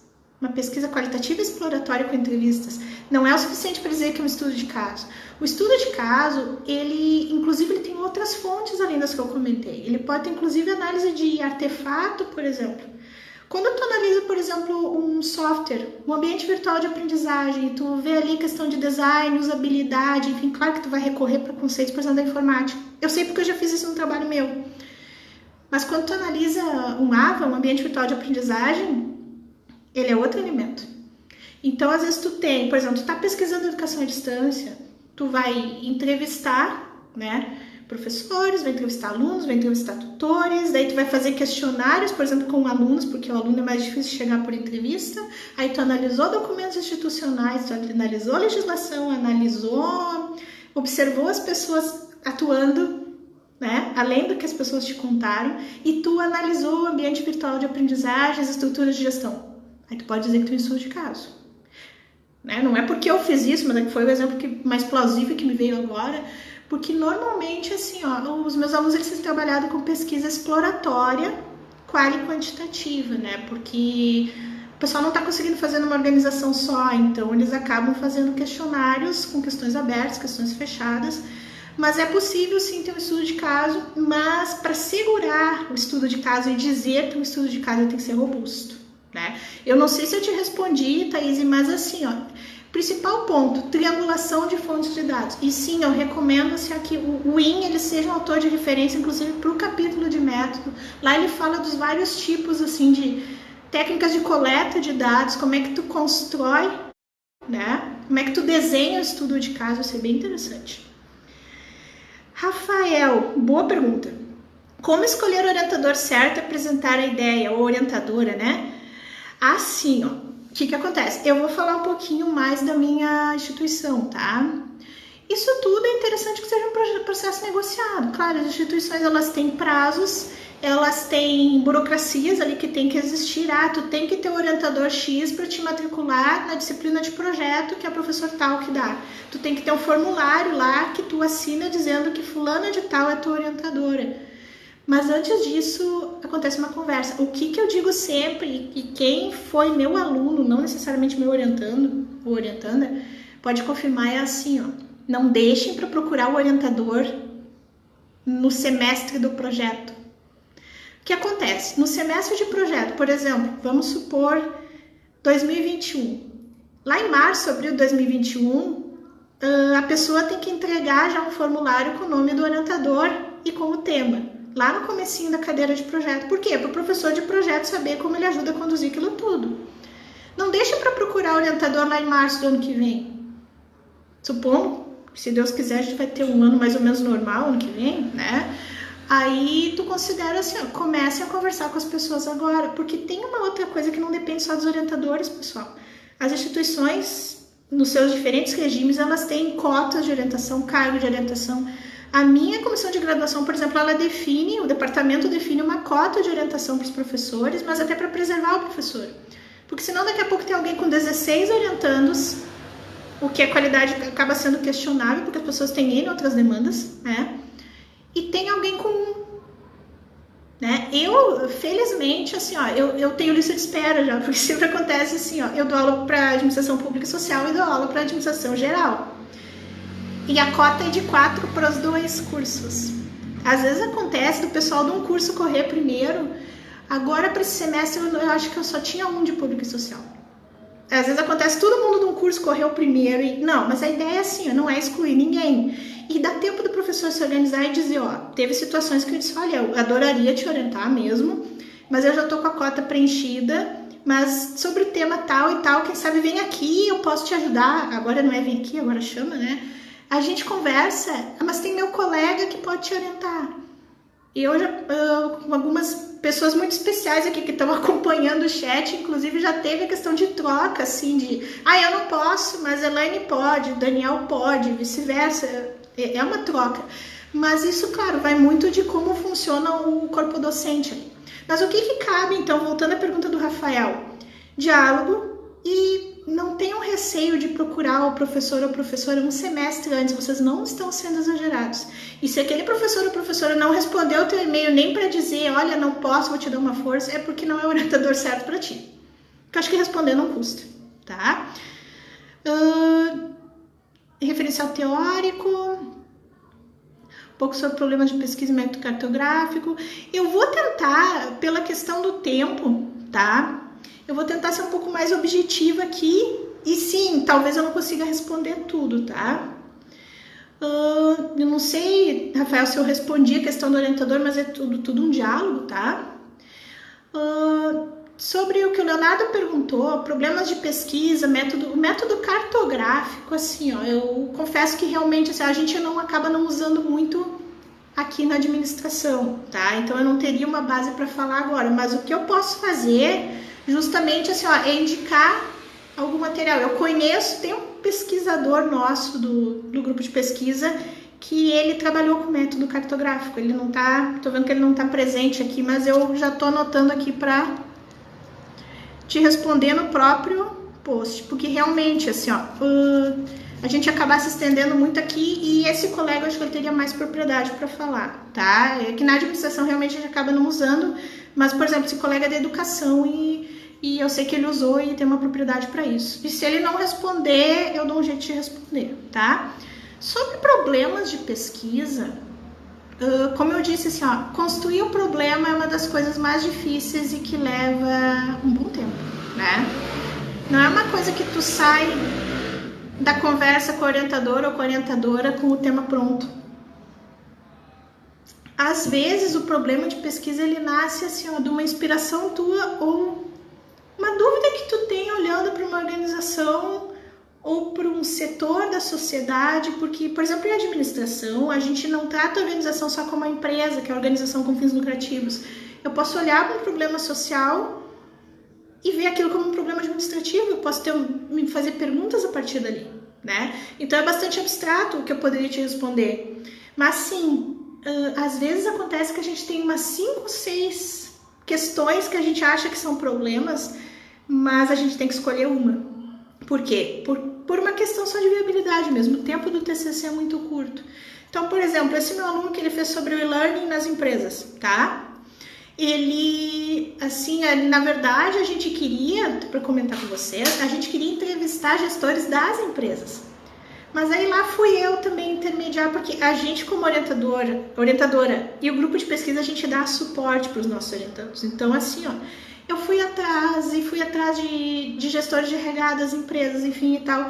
E o pessoal disse, mas eu não posso agora, é estratégico, isso a gente não abre, isso não é comigo. Eu sei que ninguém respondeu, uns 15 que eu fiz contato, na região metropolitana principalmente, e eu disse para ele assim, olha, tu faz só com os trabalhadores e tu manda e a gente divulga nas redes sociais do grupo, tu manda para as tuas redes, a gente divulga aqui na escola de administração, enfim, e foi isso que aconteceu. Então, às vezes, assim, ó, ele faria parte do problema de pesquisa dele também saber como é que a empresa via isso, mas não foi viável. Eu não sei exatamente se eu te respondi assim, ó, o que tu queria saber exatamente sobre problemas de pesquisa. Mas assim, ó, daria para fazer uma live só sobre problemas de pesquisa, porque na verdade o problema de pesquisa ele pode anteceder o próprio TCC. Às vezes a pessoa, uns 2 anos antes, ela já está meio que pensando sobre o que ela quer fazer. É importante que quem está fazendo o TCC, pessoal, vai fazer ano que vem, que não seja uma escolha acidental. Por exemplo, assim, eu vou fazer meu TCC em RH porque eu queria em marketing e não tinha nenhum orientador disponível. Isso é uma violência, não façam isso com vocês. Só que também o orientador, ou a estrutura, o pessoal não tem culpa, porque já foi feita uma distribuição, enfim, então por isso que a gente fala, trocar ideias. Como é que nasce esse problema de pesquisa? Da observação do cotidiano, das conversas com colegas, das conversas com professores bem antes do TCC, da questão de atualidade, o próprio acompanhamento das redes sociais, ele tá dando várias possibilidades. Mas tá todo mundo falando sobre AD e falando sobre trabalho remoto. Mas talvez tenha um olhar, o outro que ele tá menos presente ali. Nem todos os olhares são inclusivos, né? Então, assim, ó, às vezes a gente consegue pensar em coisas que a maioria das pessoas não está enxergando. Só que esse é um processo que ele é construído. E sim, talvez dependa. Não tem problema se vocês, entre os colegas, por exemplo, criarem grupos e ficarem conversando. Mas sobre o que tu quer fazer teu TCC? Por quê? Tu acha que esse tema é viável? Tu acha que esse tema é legal? Né? Então, assim, eu não sei se eu te respondi, mas é muito longo, assim, ó, tem muita coisa para definir. A única coisa, assim, que a gente coloca como sugestão é que o problema de pesquisa, ele tem que ser uma coisa que vai ser viável de tu pesquisar num curto período de tempo, porque é um TCC, tá? E sim, é uma coisa que ela não vai nascer e que ela acaba mudando, às vezes, durante o próprio projeto. Às vezes aquela questão muda, quando vai pro TCC, tu vai para campo, o teu problema ele mudou. O que não pode é lá no final tu descobrir que estava procurando outra coisa, aí é complicado, né?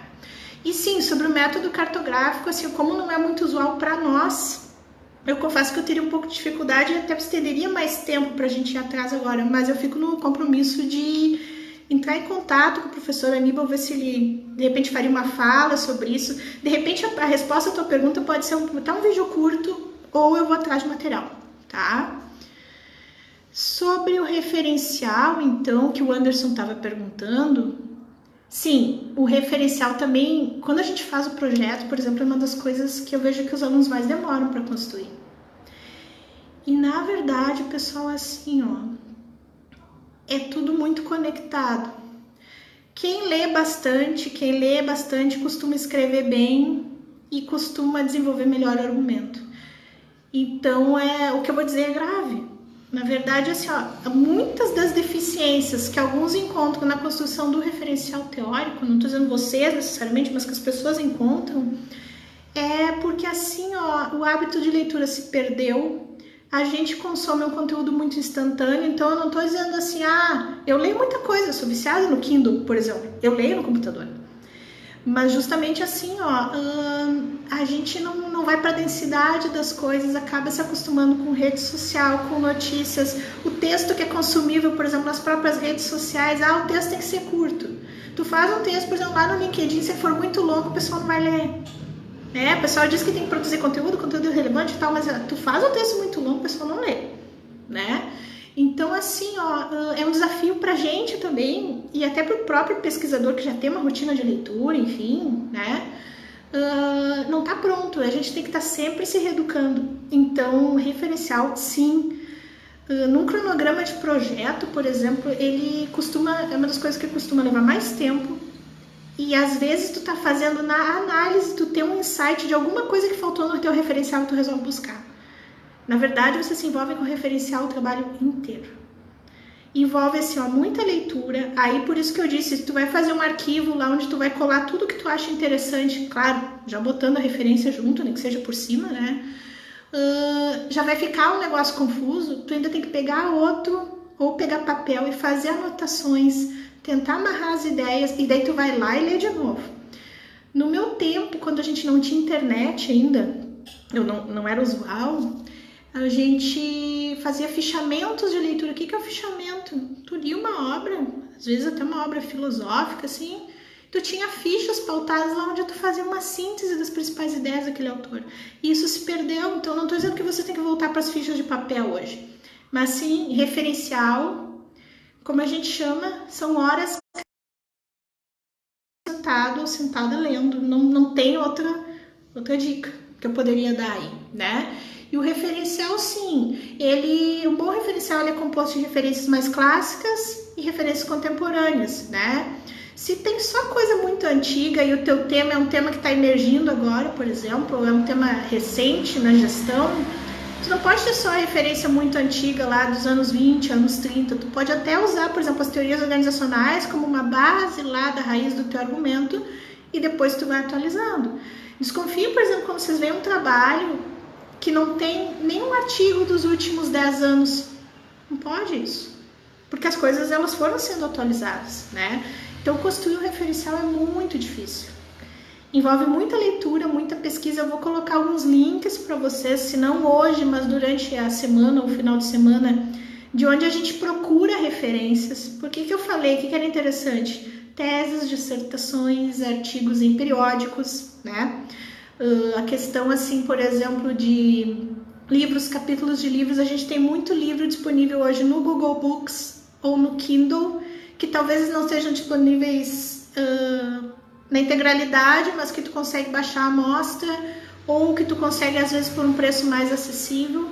Nós temos alguns e-books já de várias produções que são gratuitos, que são produzidos por universidades, por exemplo. Então, se tem uma democratização do material, mas tem que saber procurar para saber o que é um material bom para um referencial e o que não é tão legal assim, tá? Karina, Sinara, muito bom ver vocês aí. Dicas sobre a análise da pesquisa qualitativa que o Márcio está perguntando, realizada através de entrevistas semi-estruturadas. Eu trabalho muito, Márcio, com entrevista semi-estruturada, que são aquelas perguntas assim, tu pergunta o principal e deixa em aberto para o teu entrevistado, o entrevistado bater uma bolinha ali e falar mais coisa, tá? É como eu vejo a semi-estruturada, tá? O que acontece? Só respondendo, a Aninha, vai ficar gravado, vai ficar tudo gravado, tá, pessoal? E eu ainda vou fazer, até o final de semana ou durante a semana, comentários com referências. Voltando para o Márcio, então, eu trabalho muito com entrevista semi-estruturada. O que a gente usa normalmente, pelo menos aqui na administração, como análise? Análise de conteúdo, tá? E análise do discurso, eventualmente. Só que assim, falando da análise do discurso primeiro. A análise do discurso, tu tem pelo menos umas 60, por alto, assim, ó, formas diferentes, tem correntes do discurso, enfim, né? Então, realmente, assim, tu tem que ter orientação de alguém que entenda a análise do discurso, de alguma corrente específica, ou prefira uma ou outra, e te debruçar na literatura de método sobre a análise do discurso. A análise de conteúdo também não é só de um tipo, mas normalmente o que a gente faz? A gente cria categorias a partir dos dados. Por exemplo, eu perguntei coisas lá para as pessoas, as próprias perguntas elas já me dão sugestão de como que eu vou organizar os meus dados. Ou então eu posso fazer uma outra coisa, as categorias emergirem dos dados. O que é isso? Eu leio todas as entrevistas, transcrevo, dou uma olhada por cima e vou pegando os termos principais e dizendo, esses são os meus tópicos principais ou categorias. Aí eu vou juntando mais dados e desenvolvendo a partir dali. Por exemplo, falei do trabalho do Guilherme, né? No caso dele não se aplica tanto porque ele fez uma quant.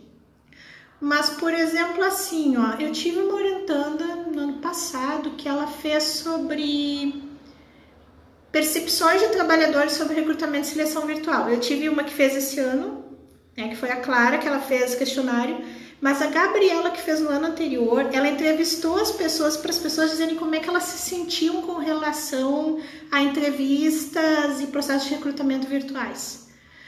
Aí, pelas próprias respostas, tu vai organizando, por exemplo, por sentimentos, ou tu vai organizando ali por condições de preparo, por condições que a empresa ofereceu, por condições tecnológicas, né? Então, na verdade, assim, ó, literatura de análise de conteúdo, tem a autora que 9 entre 10 trabalhos citam, mas eu acho que bem pouca gente acaba indo no livro mesmo para ler, que eu recomendo que se debruce, que é a Laurence Bardin, né, que é um livro já antiguinho, mas que teve reedição, enfim, que é de análise de conteúdo, e lá ele explica direitinho, assim, ó, um tipo de análise de conteúdo bem usual.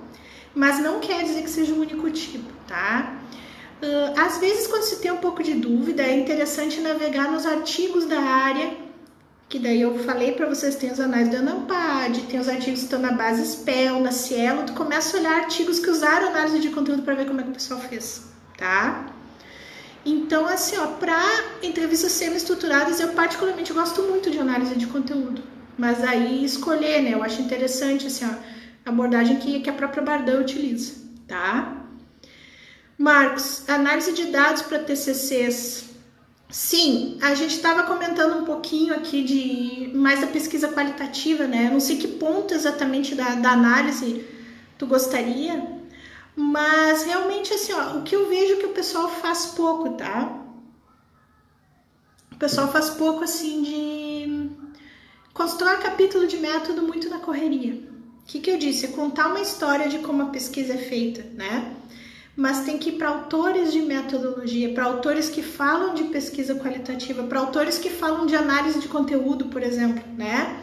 Se tu vai fazer uma pesquisa quantitativa, que tu pode ir ou por um caminho de uma análise descritiva estatística simples, que é simplesmente os gráficos lá com os percentuais, bom, muito bom, ótimo, não sei o quê, ou tu ir para uma estatística inferencial, que daí tu vai trabalhar com testes de hipótese, enfim, com testes mais sofisticados. Tu vai usar softwares de análise de dados quantitativos que eles vão te ajudar a testar hipóteses do estudo, né? Sobre a apresentação dos dados e discussão, sim, o que eu tinha comentado antes, que os dados não vão poder aparecer soltos, né? E sim, a gente fala em apresentação e discussão dos resultados, e o que a gente acaba vendo em alguns TCCs é só apresentação dos resultados. Tipo assim, a pessoa colou as respostas ali e saiu correndo. Por que eu tô dizendo isso? Colou lá, por exemplo, os gráficos, tanto por cento respondeu tal coisa, e aí não comentou nada, ou só fez um comentário meio vazio, mas não citou um autor para embasar, porque o autor, pessoal do referencial, ele pode tanto embasar aquele teu achado quanto a dizer. Ou simplesmente ele está ali para dar um suporte a por que tu fez aquela pergunta. Então, uma boa apresentação dos resultados, ela tem que ter uma discussão. O que eu estou dizendo? Tá, voltando ao exemplo do Guilherme. Tu tem lá 30 questões, 29 fechadas e uma aberta, né? O que ele vai fazer? O que ele fez no caso? A gente não organizou os dados questão por questão e ficou mostrando as 29 fechadas lá, porque ficaria muito chato. A gente pegou 4 ou 5 de cada tema, mostrou os gráficos ali, fez um comentário geral, inclusive realizando, né, fazendo algumas inferências entre uma e outra, como é que os dados meio que se encontravam. O pessoal disse que o suporte, de forma geral, nas organizações é muito bom. Entretanto, quando eles responderam do suporte em casa, enfim, eles disseram que não tem acesso ao computador, não sei o quê. Isto pode ser verificado também no estudo do fulano de tal. Ou então, fulano se contrapõe, né, a esse achado, né? Então, tu pode usar um referencial tanto para dar base, aquilo que tu achou, quanto para contrapor, para fazer uma crítica ali, alguma coisa para ficar no ar para pensar, né? A Elaine está me lembrando, eu vou te dizer, me veio a imagem mental desse livro, e eu não falei, tá? E tá anotado ali, me veio a pessoa, e que é uma pessoa incrível, ela acho que foi tua orientadora também, Elaine. Eu não conheço ela pessoalmente, mas eu sou uma admiradora da produção dela, literária, inclusive, não só acadêmica, né? A professora Silvia Reis, Projetos de Estágio, Pesquisa e Administração. Guia para estágio, trabalhos de conclusão, dissertações e estudos de caso. Primeira edição da publicação foi em 99 e é um clássico para o pessoal de administração. É muito didático, assim, ó.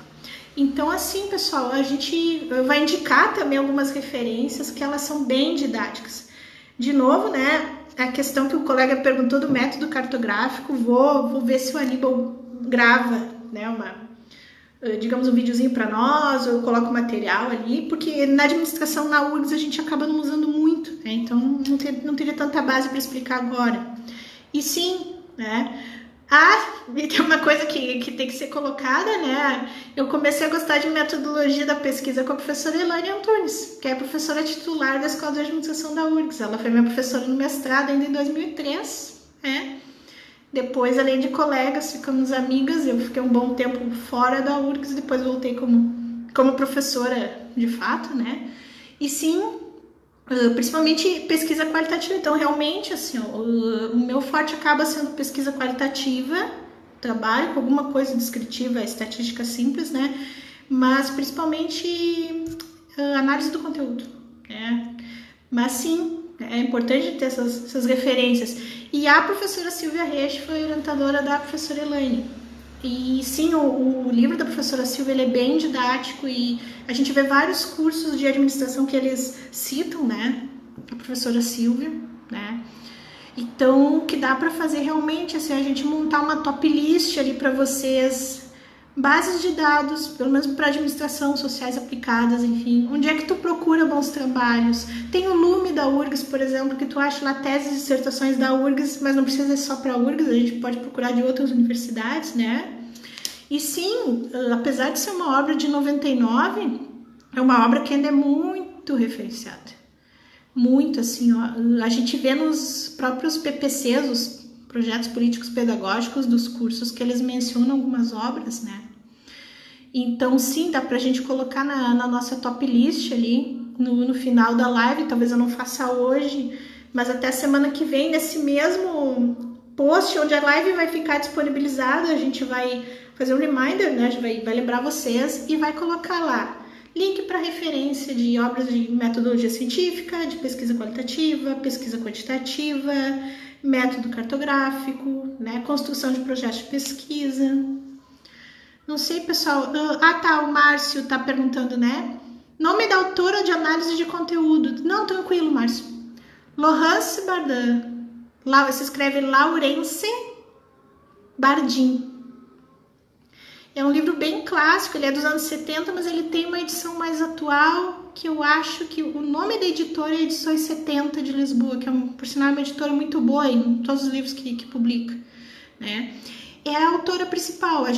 Provavelmente tu vai ter acesso a outros trabalhos que vão citar essa autora, mas o ideal mesmo, né, e quem tiver um tempinho dentro das condições que a gente tem, é ir direto para a fonte e para a obra e estudar o método de análise de conteúdo como ela propõe, né? Não é a única forma absoluta, enfim, mas assim, quando tu faz uma escolha metodológica, tu te ampara naquele autor e vai, porque não se tem tempo para ficar brincando muito, né? Sempre se pode aprender, mas assim, acaba gerando uma confusão, e principalmente no aluno de graduação, que normalmente, não é sempre, mas normalmente ele é um iniciante na pesquisa, então ele tem que ter orientações muito claras. Então, se ele ficar brincando, pulando num monte de livro de método, enfim, isso vai gerar uma confusão que não vai contribuir, né?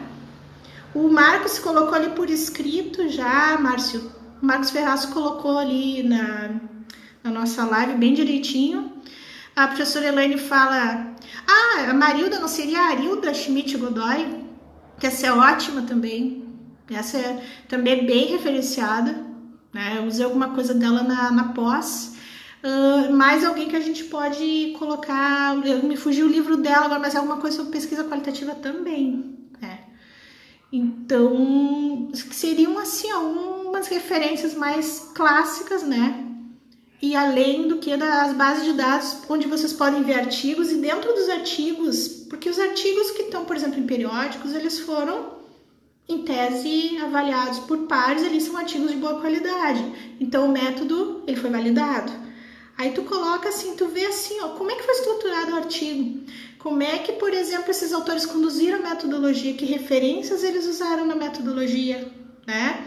Marcos, eu vou te pedir depois, o Severino não tá me vindo à mente agora, mas assim, a gente pode agregar um conjunto de referências, inclusive com os colegas ali, porque, por exemplo, eu e a Elaine somos da URGS, o Marcos é da UNUESC, Chapecó, né? Então a gente tem referências diferentes, né? Assim, que são igualmente boas, mas talvez em uma instituição se usa mais um autor, né? O Marcos é de pós-graduação em administração também, mas lá, de repente, eles usam alguns outros autores, porque eu acho interessante ter essa listinha, pelo menos para um começo, assim, de onde é que o pessoal busca? Porque a gente acaba falando tanta coisa na live e tu tem que ter a informação por escrito, né? Para você saber quem que a gente vai ler primeiro, onde é que a gente procura, porque eu tô considerando também, pessoal, um contexto assim... alguns não começaram o TCC ainda, alguns estão sem orientação, alguns estão com dificuldades, então a gente vai... Marcos, desculpa, UNO Chapecó, me confundi com o UNOESC, tá? Então, é interessante você até ver o que os colegas estão usando. O Marcos tem uma boa base, é professor da pós, lá também tem uma boa base metodológica, trabalha com inovação e até usando umas coisas bem mais sofisticadas em termos metodológicos, né? Mas a gente vai conseguir compor um conjunto de referências que pode ser interessante. Eu já anotei as sugestões dos colegas, eu estava aqui na outra tela, inclusive, olhando, e a gente pode montar. Não sei, pessoal, tem mais alguma pergunta, algum ponto porque são, no caso, considerações bem genéricas, né? A gente pegou o que a gente, como banca, como orientadora, vê no TCC de cuidados que tem que ser tomados, né? Mas é diferente, assim, procurem ler TCCs. Eu vou colocar o link da base Lume da URGS, que vocês conseguem ver os TCCs já publicados. E como já está publicado publicado e já foi aprovado. Então, tu vê que tem uma lógica, uma estrutura ali, porque fica muito abstrato alguém falando só na live e dizer, um TCC é assim. Mas é interessante vocês verem, né? Sim, a gente pode fazer uma coisa compartilhada, ou a gente faz uns comentários mesmo, dá pra, de repente, montar um Padlet. Não sei se vocês já ouviram falar do Padlet. Padlet é um mural colaborativo que a gente pode colocar o link e colocar referências ali. A gente pode, até vou anotar aqui pra gente criar até semana que vem. Pode ser uma boa ideia, porque daí não precisa acesso, qualquer pessoa pode contribuir, bem democrático, e a gente vai juntando referências ali. Eu boto o link do Padlet no Face aí do Nave, boto na rede. Não sei, pessoal, se tem mais algum comentário. Acho que foi bem legal, eu acho que eu falei bastante, mas aqui é um tema empolgante, são muitos cuidados. São várias coisas que eu lembro de ter falado para os meus orientandos. Marcos é bem tranquilo. Eu vou apresentar para vocês, mas é um mural virtual que simplesmente a pessoa entra, clica no sinal de mais lá e ela pode postar. Não precisa nem login, é muito legal. Muito legal. Então, não sei, pessoal, se eu pulei alguma questão, eu tô com a outra tela aberta aqui para facilitar, porque como eu tô gravando no celular, que a qualidade era melhor, eu fiquei com o computador para ver os comentários, por isso que eu tava olhando pro lado, né?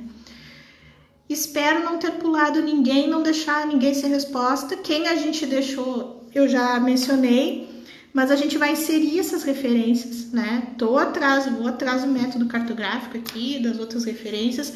Sim, né? Na verdade, a coisa acho que é muito mais estrutural. O pessoal às vezes fica preocupado com normas de ABNT, colocar o trabalho... a margem superior esquerda 3, inferior e direita 2, folha 4, a fonte tem que ser Times 12, o Arial 12, para citação direta fonte 10, com recuo 4 centímetros, enfim, não é isso.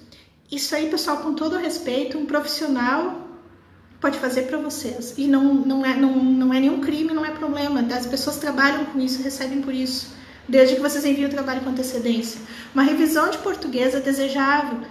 Claro que sempre é ideal que a pessoa escreva bem. Como eu disse, quem lê bastante vai ter um pouco mais de facilidade para escrever. E esse só que é um processo que ele é construído, ele não nasce no momento de TCC.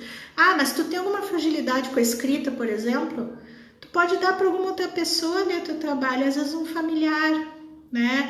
Um amigo, uma amiga, um colega, para ir olhando, se tu entendeu o que eu quis dizer, entendi. O teu texto aqui está muito confuso. Né? Ou às vezes o pessoal se empolga, escreve aqueles parágrafos de 20 linhas, que às vezes eu digo para os meus alunos assim, tá muito longo, daí fica ruim de ler, quebra, reconstrói aqui. Isso tudo é um processo, né? E não é uma coisa que a gente ensina. A gente vê cursos, por exemplo, escrita criativa, ou escrita acadêmica, mas acho que é um processo muito anterior. Não é que eu não estou desmerecendo as dicas que essas pessoas dão, mas eu acho que é um processo muito anterior e que envolve muito mais coisa que um TCC, né? Então, sim, ir além das normas da BNT, até porque tem alguns trabalhos que já usam normas da APA. O que são as normas da APA? Já é um formato que é mais usado para publicação internacional, por exemplo. A própria ANPAD, que é a Associação Nacional de Pesquisa e Pós-Graduação em Administração, os trabalhos que eles têm nos anais, eles são trabalhos já no formato da APA, que é uma outra forma de citar autor, data, enfim... Mas isso, pessoal, qualquer profissional especializado em normas, ele coloca para vocês. O que, honestamente, tem que ser feito é que vocês façam o trabalho. Isso realmente, assim, isso não pode ser delegado a outra pessoa. A pesquisa é um processo intelectual, neste caso, é um processo intelectual individual. Individual e com troca com o orientador ou orientadora, né?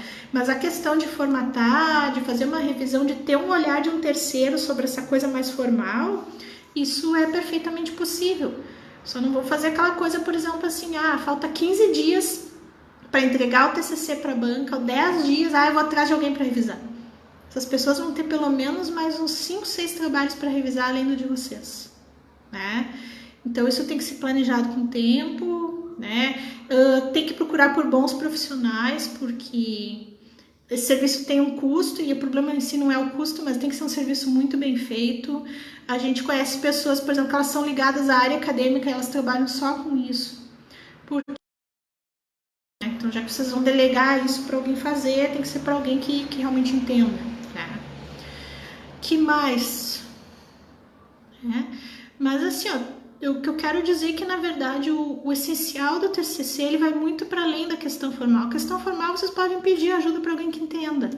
A questão de fazer um TCC, de entender minimamente o que é uma pesquisa científica, né, ou que se pretende que seja uma pesquisa com rigor, com conteúdo, com dados, com uma análise bem feita, esse é um processo que leva tempo.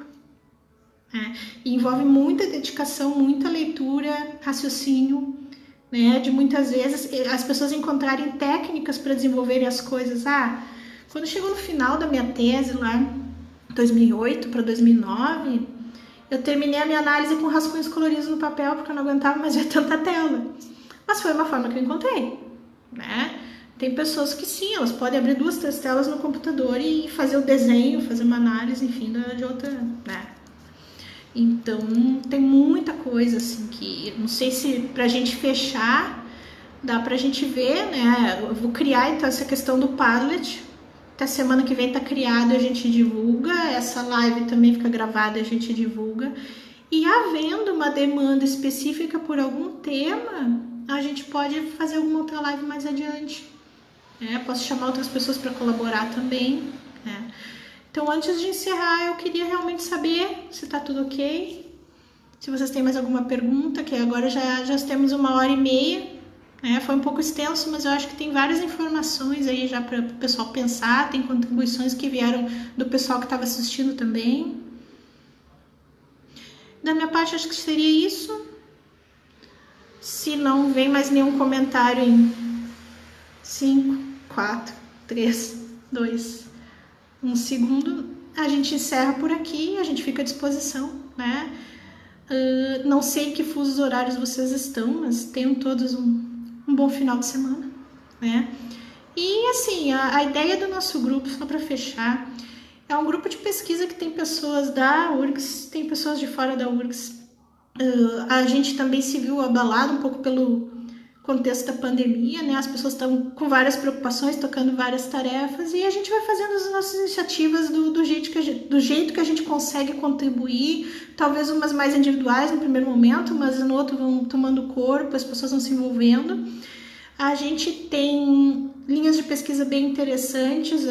Nosso nome ele vem de um grupo que nasceu como um núcleo técnico de educação à distância na URGS, só que esse núcleo não existe mais na Escola de Administração desde 2009. Aí nós nos tornamos apenas um grupo de pesquisa, né? E nisso, sim, a gente pesquisa vários temas ligados à gestão de pessoas, à diversidade, gestão de pessoas no setor público, ensino e pesquisa, em administração e educação à distância, né? Então, agora, nesse momento, enquanto tocamos no passo que a gente consegue as nossas pesquisas, a gente segue tentando propor ações na extensão, tentando divulgar conteúdo relevante nas nossas redes, e a forma que a gente encontrou de contribuir. E essa live é um desses movimentos. Não quer dizer que tem que só eu fazer, mas é um desses movimentos. A gente que agradece também, né, Márcio e todos, vocês agradecendo pelo vídeo, a gente agradece pela oportunidade, né? E sim, né, já tendo transcorrido 1h34, a gente agradece a todos e a todas. Montaremos o Padlet com as contribuições, e o Padlet ele pode ir recebendo materiais ao longo do tempo, né? E ficamos à disposição. Então, um abraço a todos, a todas e boa noite aí, pessoal. Até!